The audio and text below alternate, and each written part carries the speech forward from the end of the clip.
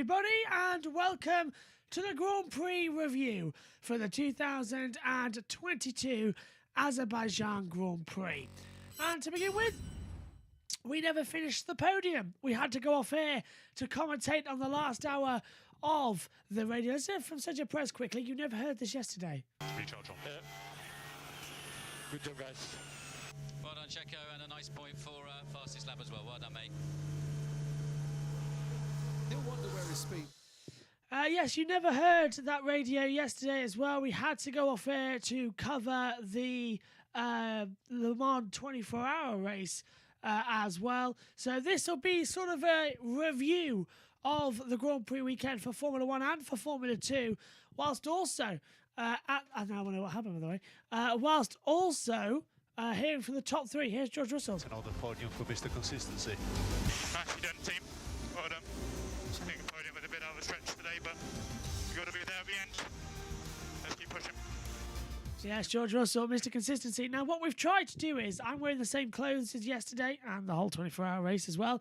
We've just done the British Touring Car race. So this Grand Prix review, we're trying to slot it in so you don't miss anything of the F1 watch long if you couldn't watch it with us yesterday. So we've had the timing graphics saved and put back up as well. We're going to hear from the top three drivers in the interviews, and we're also going to hear the podium as well. Whilst that's going on, we can talk to you about the race, so we really don't miss anything. So, what a race it was as well. Both of the Ferraris having retirements. Charles Leclerc with an engine failure and an ICE as well that cannot be repaired. He was already on his third engine of the season, which means he goes next weekend to Montreal having to take a grid penalty unless any of the first race gearboxes that he had before he changed it in Australia can work. So he might escape grid penalty, but the second one is currently being looked at why it failed in Spain, and why this one has failed here in Abu Dhabi. Carlos Sainz, he had a brake bar wire failure, so he had no brakes. The brake disc exploded as well, so he was completely out of the race. Kevin Magnussen had an engine failure as well as that of Zhou Guanyu. So all the retirements yesterday were from Ferrari-powered cars. That was the worst thing. It was Sainz, Leclerc, Zhou, Magnussen in that order retiring. Lance Stroll then finally retired from the race as well on, I think, lap 50 or lap 49. So he's not classified in the overall results, but he did retire as well. Latifi was 15th as well, had a bit of a nowhere race. 14th for Schumacher, disappointing day for him. Further up, Tsunoda 13th, Albon 12th, Bottas 11th, just missing out on the points. The top 10, though, was absolutely fantastic. Ocon in 10th, having a fight all the entire race with the two McLarens, as was Fernando Alonso. A brilliant battle throughout. Ocon 10th, Alonso 7th was great. Both the Alpines getting points, but the big battle at the end was between the two McLarens. Danny Ricciardo and Lando Norris constantly over the radio as well, saying, I can go faster than this, I can go faster than this as well. We're just seeing the TV pictures right now. Lewis Hamilton, he was complaining throughout the race as well of having backache as well. He was struggling to get out of his car. Now, he's told us since that he's going to race in Canada this weekend as well, but still, this is not looking great. A lot of back problems and a few other drivers complaining as well. But still, we're about to hear from the top three, so we're going to hurry it up. The battle of Ricciardo and Norris. Norris saying earlier on, let me through, I'm quicker than you. Daniel let him through, then Norris wouldn't let Ricciardo through as well. And it was just turned up in the last lap that Ricciardo was ahead of Norris. Norris wanted to go ahead as well. He was questioning the team orders, not realising that it was all for the team error. Right, Naomi Schiff interviewed the top three drivers, and we're going to throw it down to her now. She was talking first of all with George Russell. Nice to hear, though, from Naomi as well. Down in Park. George, incredible result today. You said to me earlier, fifth would be the best you could do today, but this is your second podium this year. How happy are you with this result? Yeah, as we said before, you've got to be there at the end to pick up the pieces, and thanks so much to all the guys back at Brackley and Brixworth for doing a great job to get the car to the end. It's not easy this year with everything that's going on. The cars are going through a torrid time with the bouncing, and yeah, pleased to bring it home P3. Not much said there, was it, for George Russell? Max, incredible result for you today. It all seemed to come together. Is this redemption for last year? I mean, you can never make up what you lost last year, but I think today we had an incredible pace in the car. We could really look after the tires and we could chip away at it, pass for the lead.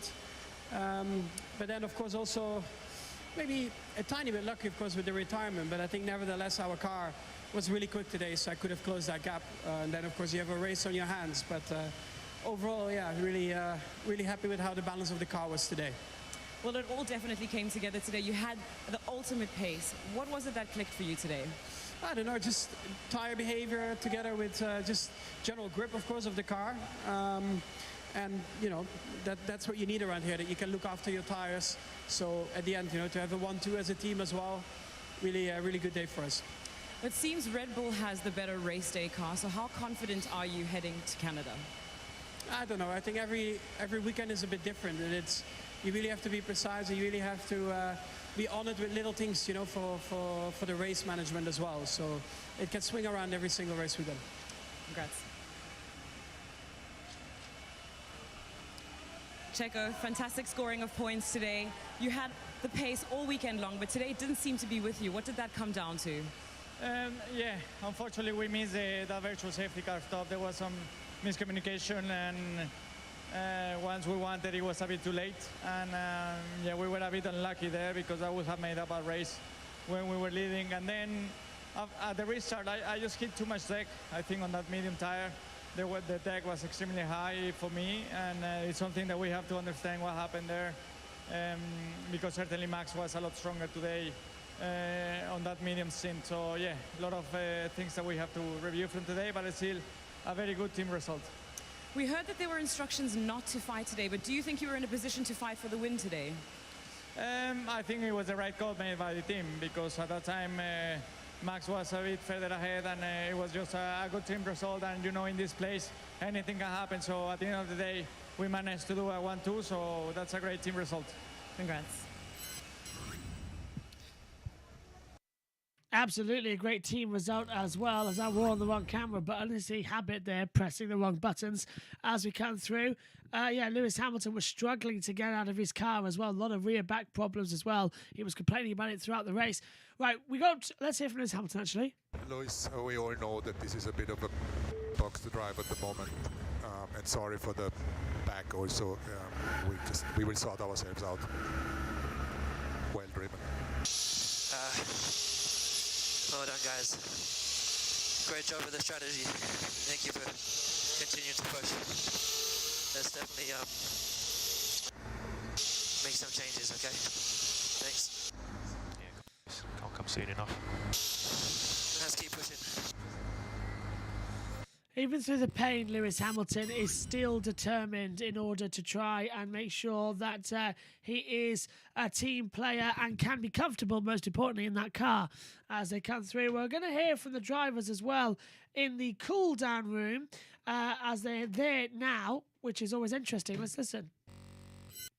And fit. Let's head to the cool-down room, here from the top three. Sorry, you need your... Thank you.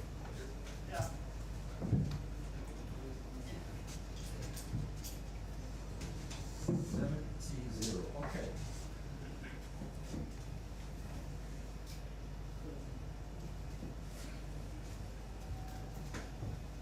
Here comes Checo.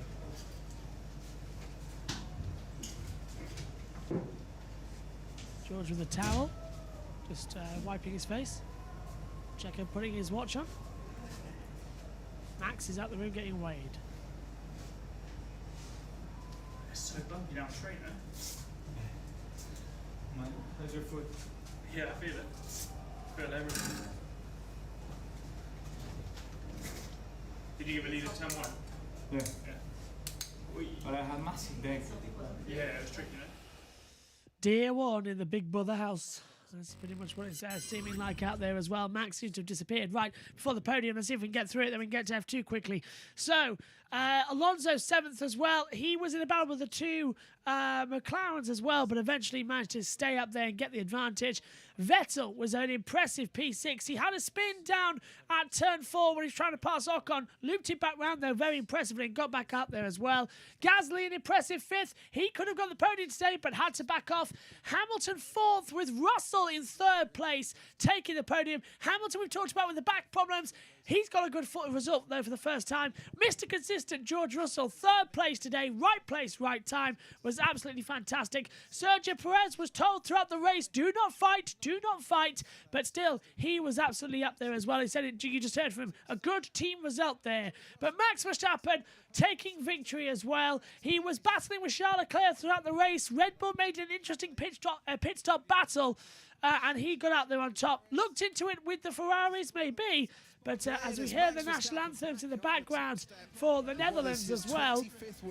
Yeah, Crofty's just said, victory number 25 for Max Verstappen in Formula 1 as well.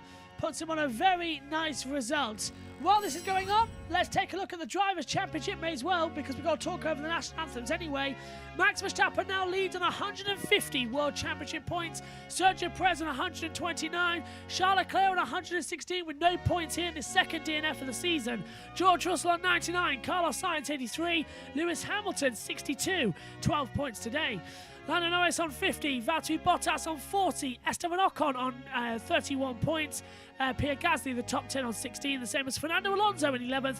Moving ahead, Kevin Magnussen drops out the top 10 for the first time this year. Danny Ricciardo drops from 11th to 13th. Sebastian Vettel has 14 points, Yuki Tsunoda on 11, and Alexander Albon on 3. Now in the background, the national anthem of Austria for Red Bull. As we round out the drivers quickly, Lance Stroll on 2, Zhou Guanyu on 1, still no points for Schumacher Latifi. With the Red Bull national anthem playing in the background there as well for Austria national anthem. Here's the Constructor Championship. Red Bull lead the way, 279 points to Scuderia Ferrari on 199.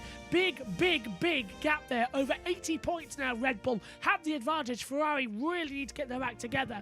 Mercedes on 161, McLaren on 65 as well. Mercedes closing in on Ferrari for second place. Maybe it's not too late in the standings.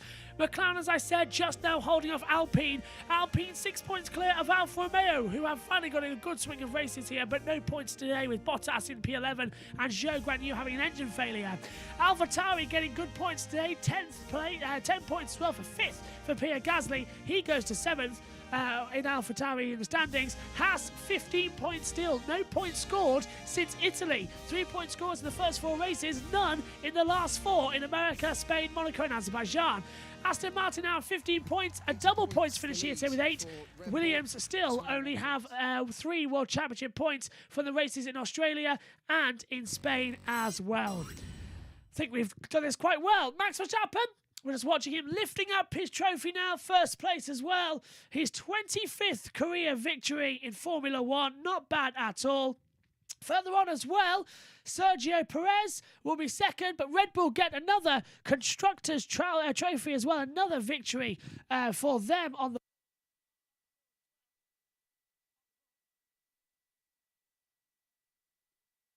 for them. Oh, there we go. Another one for them on the board. Sorry, my microphone died there. Yeah, another one for Red Bull getting a victory. Sergio Perez getting second place on the deck as well. Another second place for him. And then over we go. George Russell, his 4th career podium, his 3rd podium of the season as well. A mighty good performance from him. And now, as ever, it's champagne time. Not a bad result then in Formula 1. It's champagne time here in Baku. Max Verstappen, Red Bull a 1-2. Every time a Ferrari hasn't been on the podium this year, it's been a 1-2 for the Red Bulls as well. Don't believe me? Italy, over there to Spain, and over there now to Azerbaijan. Not a bad result. Right, let's go over then to the remainder as we leave Formula 1.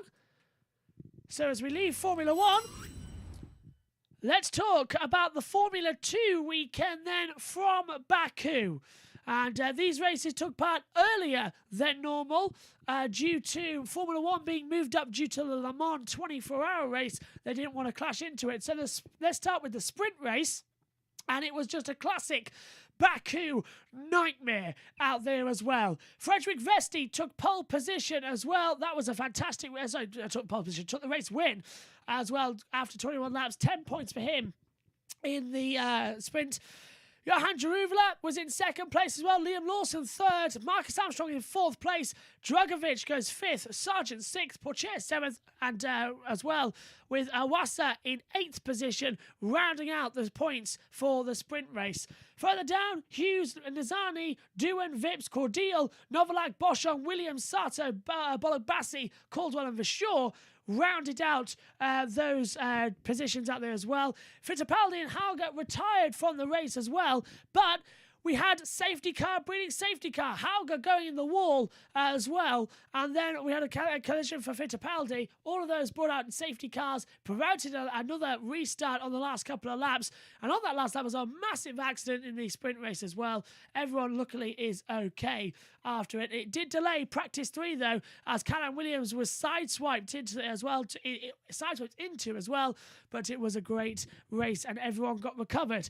In the feature race, it was all a bit much because we had Dennis Hauger taking the victory. So a bad day on Saturday, a good day on Sunday. But Yuri Vips was the retirement on lap 22, leading the race, coming into the castle section, hit the wall with his front right, ripped off the front suspension. That brought out a safety car and a last lap results. If you look down as well, Vips was out. Nazani, Bologbasi, Novalak, Cordial and Caldwell all retired from the race as well. And that has resulted, Cordial got the blame for the opening lap crash. And he has been given more penalty points on his licence, which means he is the first driver to reach 12 penalty points. He's been banned from the next Formula 2 race event. That is in Silverstone in 3 weeks' time. So he will not be there. So Cordial's going to be banned. And then Bologbasi and Novalak, their fathers, had a fight in the paddock as well over it all. So they've been banned from the paddock for the next event as well. All kicked off